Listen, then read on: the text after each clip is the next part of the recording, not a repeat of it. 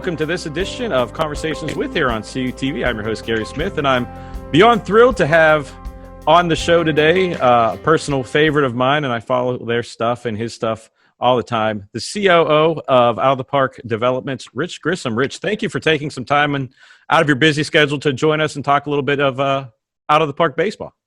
Oh, I'm delighted to be here. Thanks so much for having me. I appreciate it. And for the uninitiated, Rich is on, I think you do probably 35 to 50 streams a week, because it always seems like I'm seeing updates, and whenever you're on your streams, you're pitching the 20 different streams. So like I said, I appreciate taking some time to talk about Out of the Park baseball. And we'll start right there with the questions for the uninitiated. Could you just describe a little bit about Out of the Park baseball and Out of the Park developments? Sure. Out of the Park Baseball 21 is the 21st version of our baseball strategy game. And that's what it is. It's a strategy game. This is not about pressing buttons at the right time or swinging mechanics. It's about, building teams and managing games and organizing organizations and scouting and drafting and trading and really just a complete. You can take complete control of a franchise in many different ways, either in modern day or throughout history, and it's the entire history of baseball, and it's all authentic because it's fully licensed by Major League Baseball and the MLBPA. So it's just this giant sandbox. If you like baseball or strategy or video games or any combination of those things, you can have a lot of fun with Out of the Park baseball. And not only the current, and you said pretty much the history of baseball. I know when I first got involved with, when I discovered Out of the Park baseball, the first thing I did was trying to recreate the 1992 Pirates season. And, you just get those memories in, like I said, baseball history.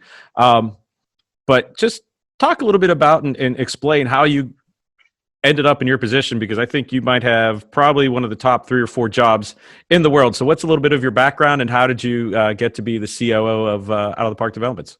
Well, I could tell you the long story. I could tell you the short story. I'll tell you the short story. The short story is that for a number of years, I pursued my dream, which was being involved in the community of sports video games. As time went on, what that meant changed as technology and games evolved and things like that. So for 20 years or so, I had a day job as working in the software industry, financial services and things like that. And it's great. It was fantastic. But sort of as a not really a side gig, because for many years there was no money involved. It was just me doing it. But I wrote reviews for a number of video game websites, and as I wrote more, they got to bigger websites and things like that. And then I started podcasts and became involved in the world of sports video games, and met a lot of people who made a lot of the games and developed relationships. And over time, one of those relationships that developed was with the company Out of the Park Developments, who made Out of the Park baseball. And for a number of years, I would invite members of the company onto my show, the Press Row Podcast, talk to them and things like that. So at a certain point in time, they were looking for someone to help them with marketing and things like that. And after having done what I had been doing at both my day job and my career, as well as what I had been doing in the sports video game world, I sort of combined those and said, hey, I'd love to help you market the game myself. And so I moved from the sort of the gaming media side to the development side, and then began working, sort of part-time for Out of the Park as a marketing consultant, and did that for like 5 or 6 years. And then this past fall, joined the company full-time as the chief operating officer. And that's now coming on, closer to a year than not. So that's the short-ish, because I realized that was a little lengthy too, but that's sort of the story. I didn't really know I wanted exactly to do this until the last couple of years, but I had been sort of accidentally pursuing this really for almost 10 or 20 years, while also having a career and a family at the same time. So sort of a long road to success. And that's unbelievable. It just shows what following your dreams can be. I almost kind of think that you're in the Willy Wonka position. You're at the head of the factory there and seeing what all goes on. Because, like I said, I'm a huge fan of Out of the Park and just everything you do. But a little bit more background. Growing up, I mean, obviously, baseball fan. What were some of the games or things that you played that kind of piqued your interest, like getting to stay in touch with baseball, or any games that you grew up playing that kind of led you towards the path that you're on now? Well, it will probably won't be surprising if you know anything about out of the park baseball, but two games that really captured my heart, among many others, but two that really stand out. One was micro league baseball. I had it on my Apple IIe, and it changed my life because it was the first time I ever that it was the first time I ever saw anything like that. Literally a strategy game with the real teams and the real players, and good batters would get hits more often than bad ones, and you had to do manage, you had to pinch hit, it was amazing, right? You had box scores. Like, this was mind blowing stuff in the 80s. So that was one, and another one was Stratomatic Baseball, the board game. I fell in love with that a few summers as a kid as well. Now, again, there was a lot of other games, in different areas and places, and RBI baseball is another one. I was a kid, as much as I could. We were broke, but I was a video game junkie. The stuff that I was playing was usually several years behind what was actually new at the time. It was all we could do. But micro league baseball and Stratomatic were two big ones, and obviously it's one of the reasons I love working with Out of the Park so much, is because Out of the Park really is, in many ways the modern day version of those two games combined times 1,000. Well, when you said micro league baseball, you kind of took me back to 12-year-old and 13-year-old me, because I spent hours and hours playing it, and that's one thing when I try and tell my friends and that are baseball fans and video game fans about Out of the Park baseball, it's that I think in some ways it's almost the purest form of being a fan and a video game player, because you're managing the team, but you're a little bit removed, so it doesn't, like you said, you're not using the buttons and everything like that. You're kind of watching and setting it up, and you're living and dying with those Oh yeah. performances out there, and the depth of the stats. If you want to talk a little bit about like the two different main versions of Out of the Park baseball that you can play, either the simulations, the season simulations, or Perfect Team, which I know is insanely huge. Well, there's a lot of ways to play Out of the Park baseball. So you mentioned a couple. There's the main, or the traditional world of Out of the Park baseball is you run a franchise, and the most popular version of that is usually you run a franchise this year, whatever year it is, 2020, with the real players and the real teams and the real schedules and the real finances and the real players and the real draftees, like the real everything to the nth degree. That's a very popular way. And then once you hit the button and go, then whatever's going to happen in your universe is going to happen. But you start with whatever today is, whether it's the start of the season or anytime during the year. That's that's the Conway. Another very popular way is you can do that for any season ever. So a lot of people love to go back in history.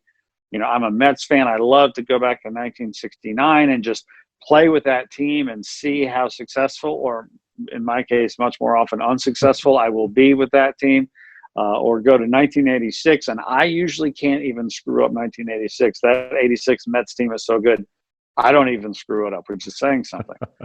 So you can go back in time, and that's a very popular one. Another very, very popular way is to create your own universe. You can create custom leagues.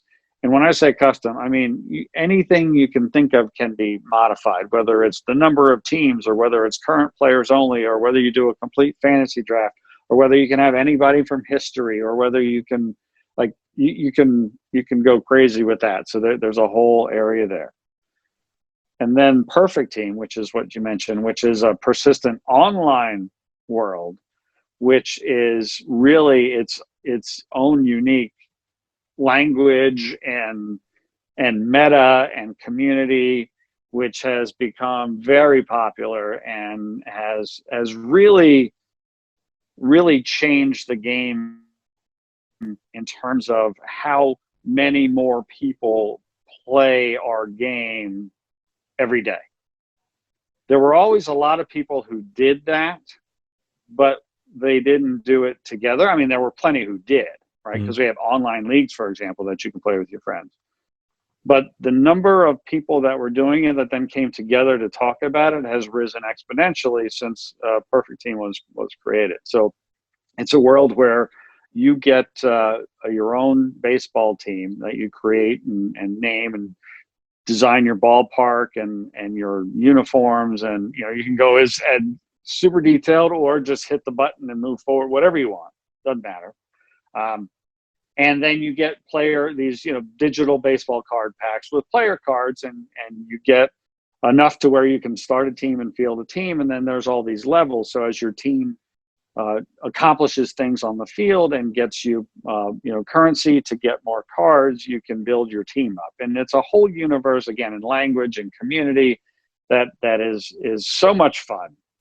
And we have seen such a big influx of new players to the game, as well as players who have played out of the park but might not have played in the last few years, because this is, I mentioned, the 21st version of the game. I've been with the company for 7 years, but they've been around for 21. So, when you're around that long, you've got a lot of people that have played the game. So it's brought a lot of people back. It's just, it's helped transform the company in ways that have really benefited everybody. It's benefited the main game. We've been able to significantly invest in that, and we've also been able to build up our internal team to support areas of the company where, when you're a tiny little independent company, you might not be able to do everything that you want to do. So those are the different ways you can play the game. And one of my favorite things I ever did playing the game, I've done it a few times, is you mentioned you can do, set up different leagues. You can also set up different leagues from teams of different eras. I mean, I did a league where it was the best Pirate teams of all time. And I don't think any of those teams finished 500 in the season, which is tough to do. But, I mean, it's a living example of baseball history. Yes, it is. It's a digital museum in a lot of ways. In that you can play it as it happened in history, or you can change it. One of my favorite things that's happened in the game in the last few years was 2 or 3 years ago. We were able to get enough good data about the Negro leagues and the players and the teams to put them in the game in the right way, as well represented as we could statistically with everything else that we had. And so you can eliminate the color barrier in Major League Baseball much earlier, or not even have it be a thing, for example. It also lets you really explore things in ways that I don't think any other avenue to do that. And which is a really fun thing to be a part of.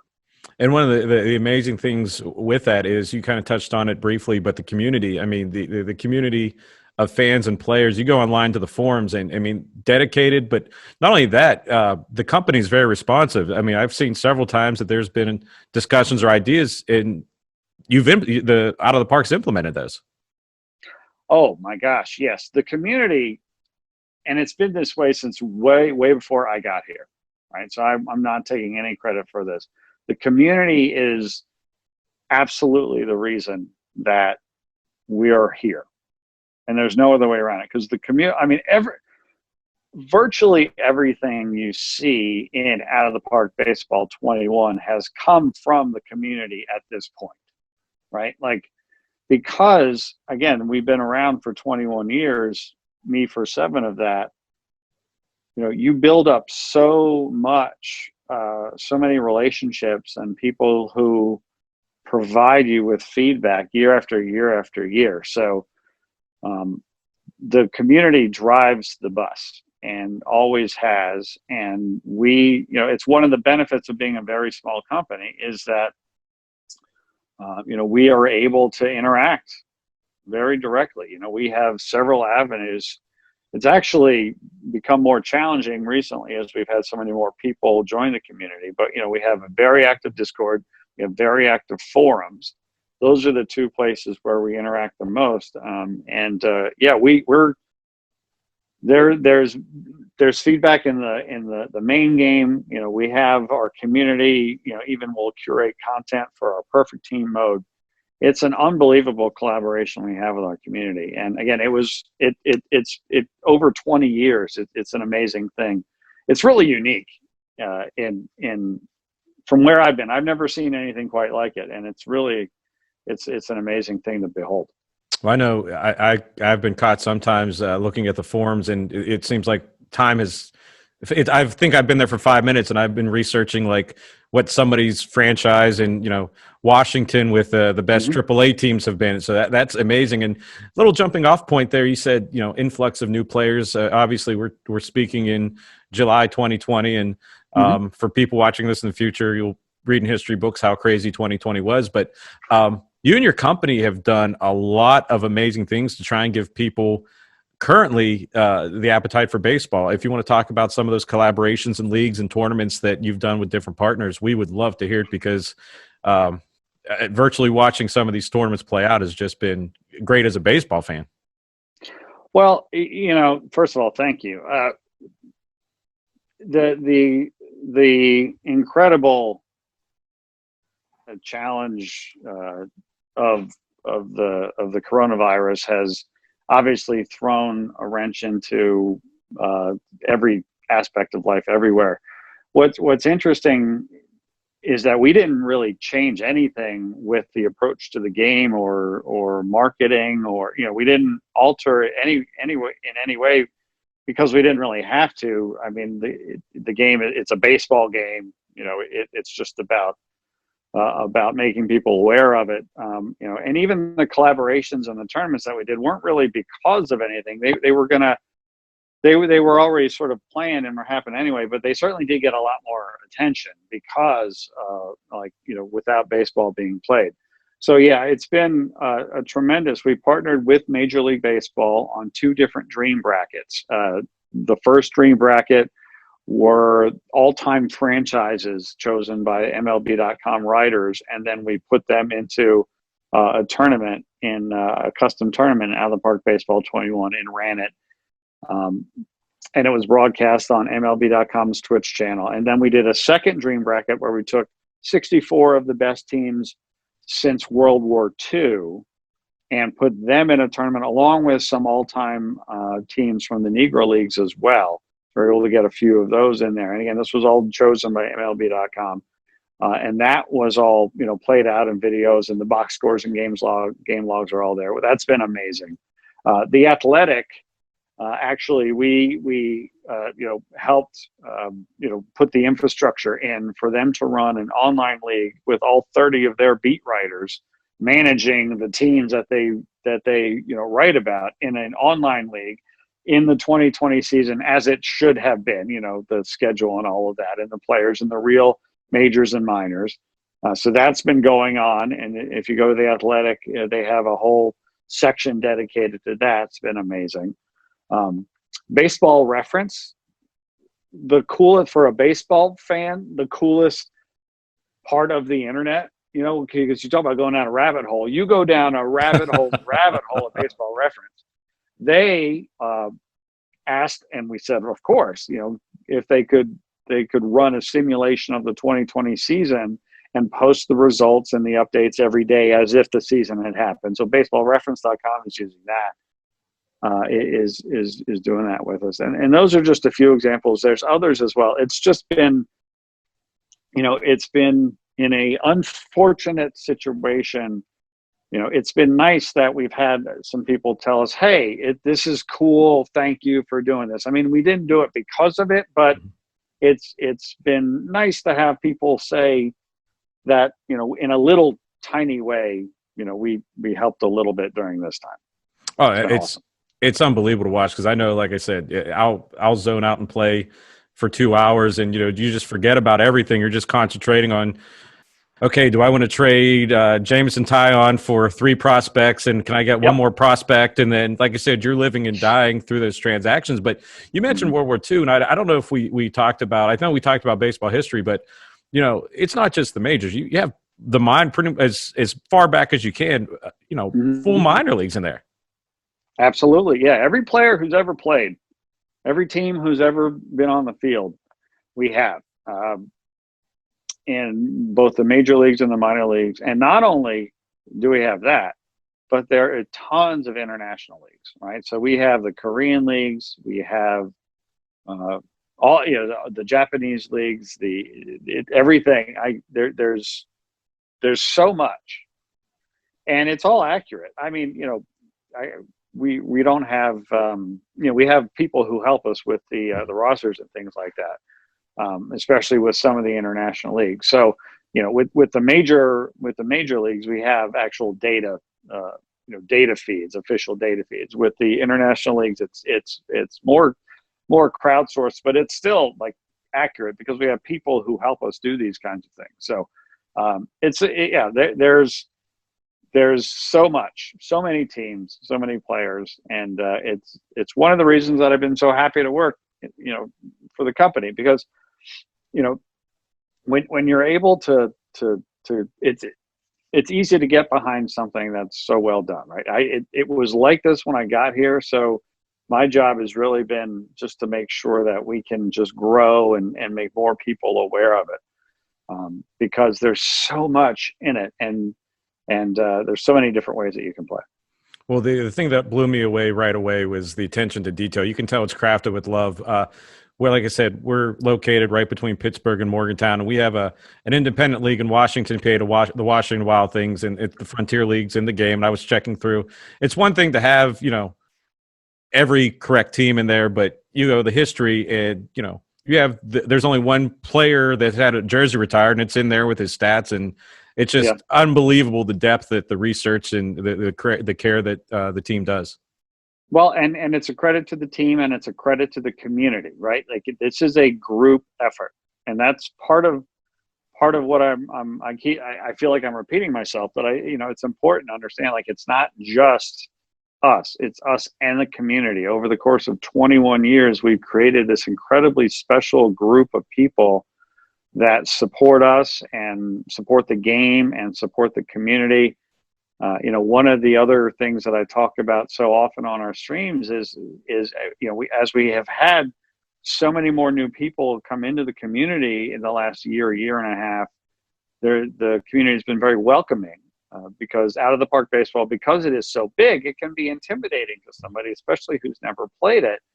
And so when they sort of poke their head in the door and they're like, "Hey, I have a silly question. How do you do this?" And if they're met with, "Oh yeah, well, you can do this, or this, and here's a great person to talk to. And by the way, I did this thing that you might not have even thought of." And the next thing you know, people are like, "Whoa, hey, this is awesome," right? I'm not getting chased out of here by people who are, angry that we're, messing with their game, or, don't ask that dumb question. Like, that's a very special, and I think, again, pretty unique thing that we have with our fans, and we try to maximize the value as much as we can every day.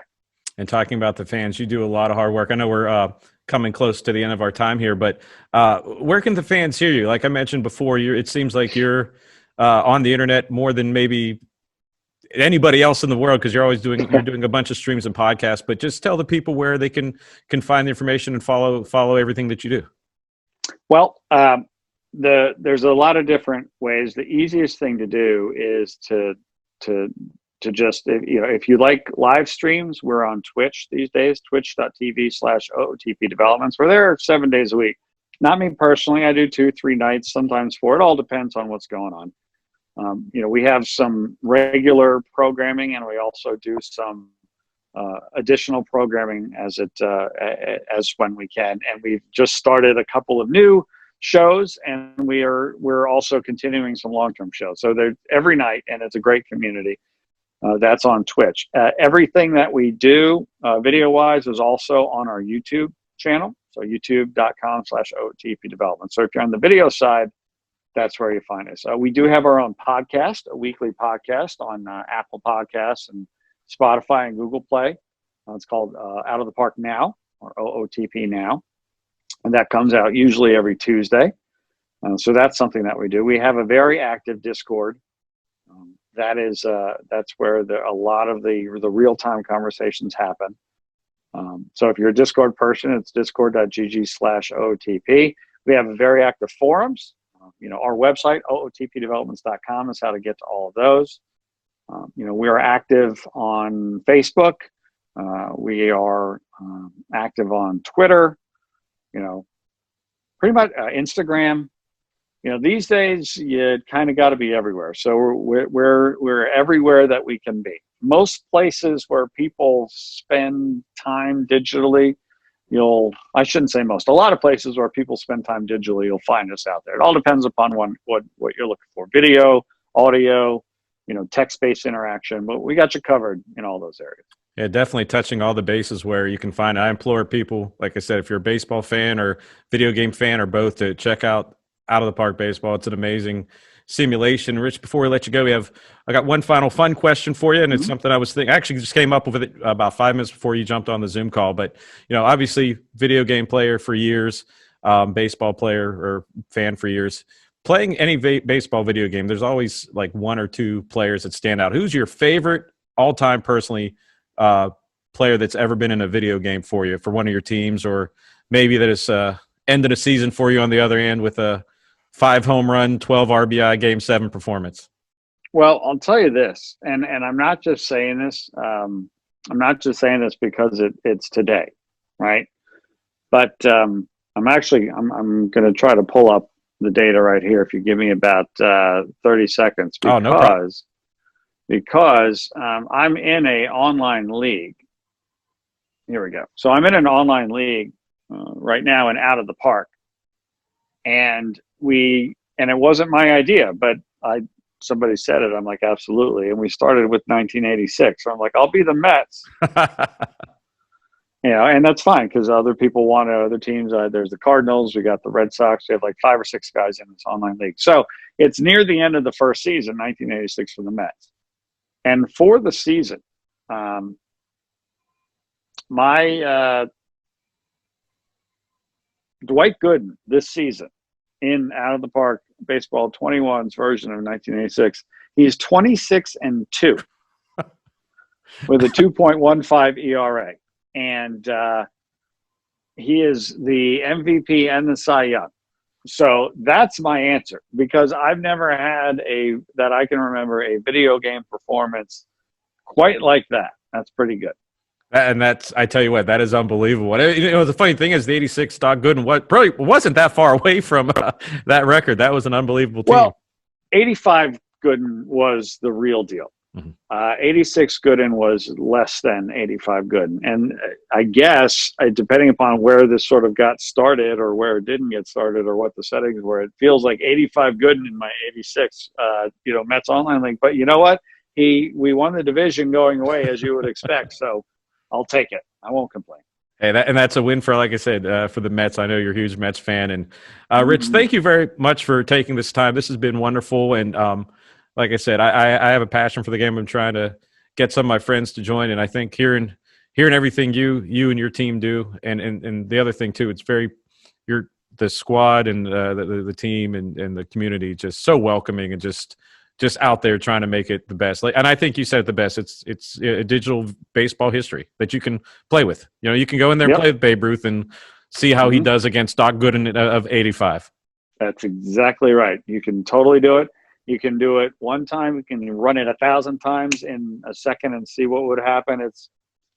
It's crazy, and we love it.